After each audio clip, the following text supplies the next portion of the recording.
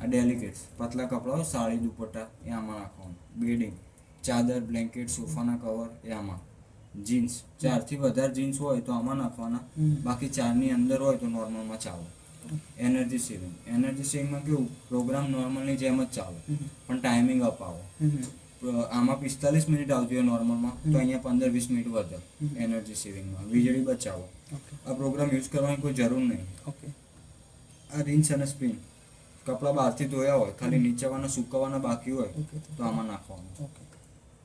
આ eco tub clean, આ તમારો મેન ફંક્શન રહેશે. તમે મશીન રોજ વાપરો તો દર મહિનાની 1 તારીખે, અને મશીન અઠવાડિયામાં 2 દિવસે 4 દિવસે છોડીને વાપરો તો 1.5 મહિને તમારે ટબ ક્લીનની સર્વિસ કરવાની રહે. એ સર્વિસ તમારે જાતે કરવાની.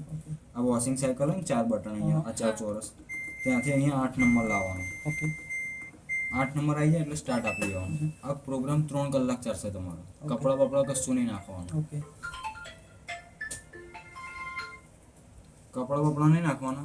થોડું પાણી આવે ને એટલે પછી દરવાજો ખોલી દેવાનો, અને ગરમ પાણી અને પાવડર નાખી દેવાનું, અને પછી દરવાજો બંધ કરી દેવાનો. કેટલું પાણી? અરાઉન્ડ મીડિયમ, બહુ ના, એટલે પાણી કેટલું? અડધી ડોલ. એટલે ઓટોમેટિક તમારે જે કપડાનો ધોતા હોય રોજ 4 વાર જામતો હોય નહીં કરી દેવાનું. મીડિયમ કરવાનું, બહુ ગરમ. આ તો આ ફંક્શન ચેન્જ કરવા માટે. આ ડેલી એન્ડ, કપડાં રાત્રે નાખ્યા હોય સવારે લેટ મશીન ચાલુ કરવું હોય એના માટે. અહીંયાથી તમારે 3 કલાક 4 કલાક જે રીતે ટાઈમ સેટ ઓટોમેટિક ચાલુ. 3 કલાક કરીને કપડાં બપડા નાખીને સ્ટાર્ટ આપી દેવાનું. એટલે 3 કલાક પછી ઓટોમેટિક મશીન ચાલુ થઈ જાય. પણ પાણીનો નળ અને સ્વિચ બંને ચાલુ રહેશે. આ વોટર લેવલ, આને તમારો અડવાનું નહીં, કારણ કે મશીન ઇન્વર્ટર ઓટોમેટિક કપડા હિસાબથી પાણી લઈ લેશે. આ ફંક્શન આવે અલગ અલગ, વોશ, રિન્સ અને સ્પિન, ધોવું, નીચવું, સૂકવવું. આ તમારે અલગ અલગ ચેન્જ કરવા હોય તો થઈ શકે. આમાં કેવું, સૌથી વધારે જરૂર સૂકવવાની પડે ચોમાસામાં.